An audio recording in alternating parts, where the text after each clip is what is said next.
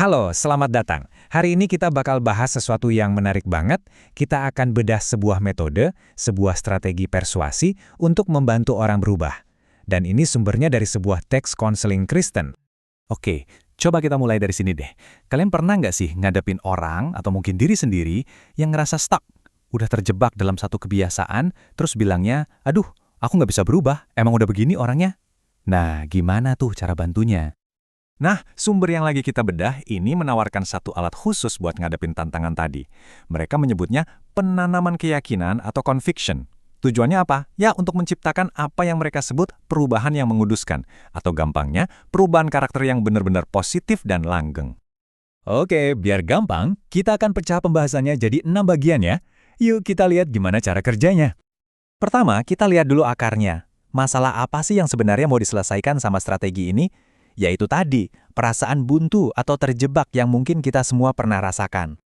Oke, sekarang kita masuk ke dagingnya nih. Ada 3 kunci atau 3 skill penting yang katanya harus dimiliki seorang konselor kalau mau metode ini berhasil. Jadi ada 3 langkah, gampangnya gini. Pertama, harus tahu mau pakai senjata yang mana, ayat mana yang pas buat situasi tertentu. Kedua, nggak cuma tahu, tapi harus bisa ngejelasin ayat itu dengan gamblang, sampai orang benar-benar paham. Nah yang ketiga, dan ini paling penting, harus bisa nunjukin gimana cara prakteknya di kehidupan sehari-hari. Jadi nggak cuma teori, tapi langsung ke aksi. Biar lebih kebayang, kita pakai contoh kasus aja ya. Sumber ini ngasih cerita tentang seorang pria, kita sebut aja namanya Ted. Jadi si Ted ini merasa kejebak sama sebuah hasrat yang menurutnya kuat banget. Dia bilang, gue nggak bisa nahan diri. Ini tuh kayak ada kekuatan di luar kendali gue. Dan karena dia ngerasa nggak bisa ngontrol, ya dia pikir itu bukan salahnya. Kedengeran familiar nggak sih argumen kayak gini?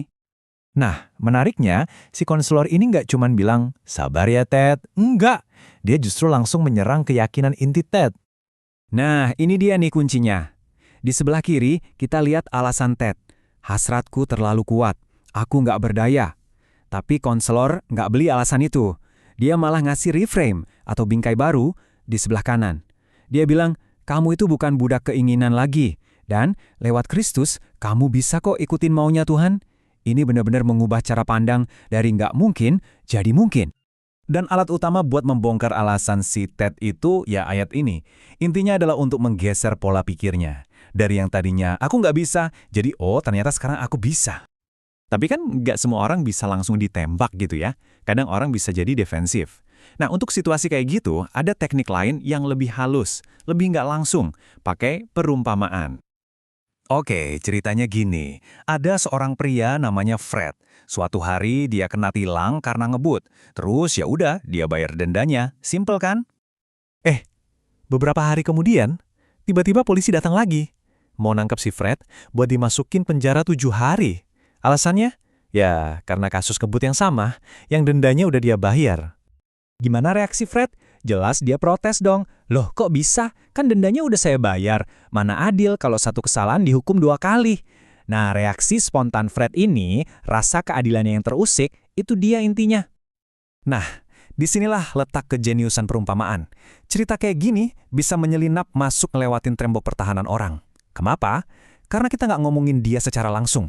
Dia diajak buat ngehakimin situasi di dalam cerita, dan dari situ dia bisa ngelihat logikanya sendiri yang mungkin nggak konsisten tanpa merasa dihakimi.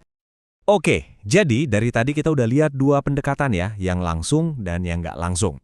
Sekarang coba kita tarik benang merahnya. Apa sih inti strategi persuasinya? Modelnya sebenarnya simple banget.